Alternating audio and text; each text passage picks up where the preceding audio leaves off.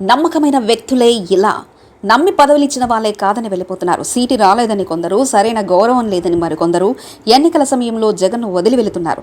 తాను అధికారంలో ఉన్నా లేకున్నా ఎమ్మెల్సీ పదవులు ఇచ్చిన వాళ్ళే నేడు కాదనుకుని వెళ్ళిపోతున్నాడని ఫ్యాన్స్, పార్టీ క్యాడర్ జగన్ సూటిగా ప్రశ్నిస్తుంది. ఇది నువ్వు చేసుకున్న తప్పిదమా లేక మరేదైనా కారణమా అన్న సందేహం ప్రతి ఒక్కరిలో కలుగుతున్నాయి. వరుసగా ఎమ్మెల్సీ పదవులను వదిలిపెట్టి మరీ వెళ్ళిపోతున్నాడని పార్టీ నేతలు సైతం క్యాడర్కు సర్ది చెప్పుకోలేక ఇబ్బంది పెడుతున్నారంటే జగన్ ఎంపిక ఏ విధంగా జరిగిందో ఇక వేరే చెప్పనక్కర్లేదనుకుంటా. 2019లో తొలి ఎమ్మెల్సీ పదవిని ఆయనను ఎమ్మెల్సీగా ఎంపిక చేస్తున్నట్లు ఏలూరులో జరిగిన బీసీ సదస్సులో జగన్ ప్రకటించారు. అనుకున్నట్టుగానే వైసీపీ అధికారంలోకి రాగానే ఆయనను ఎమ్మెల్సీని చేశారు. 2019 నుంచి 2025 వరకు ఆయన ఎమ్మెల్సీగా కొనసాగుతున్నారు. 1999, 2004లో ఆయన వరుసగా 2 సార్లు కాంగ్రెస్ నుంచి, గురజాల నుంచి ఎమ్మెల్యేగా ఎన్నికయ్యారు. ఆ తర్వాత వైసీపీలో చేరారు.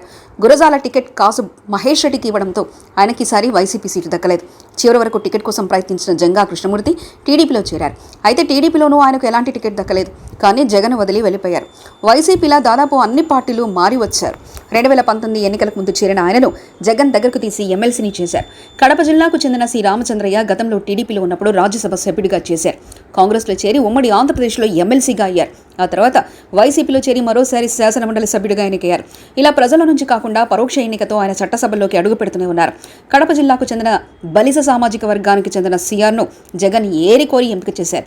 చివరకు జగన్కు అవసరమైన సమయంలో మాత్రం తాను అందలం ఎక్కించిన వాళ్ళే పార్టీని వదిలి వెళ్లారు. జగన్ 2 సార్లు ఎమ్మెల్సీని చేశారు. కర్నూలు జిల్లాకు చెందిన వారైన అనంతపురం జిల్లా హిందూపురంలో వైసీపీ తరపున పోటీ చేయడానికి అవకాశం ఇచ్చారు. ఈయన 2019 ఎన్నికల్లో హిందూపురం నుంచి వైసీపీ తరపున పోటీ చేసి ఓటమి పాలయ్యారు.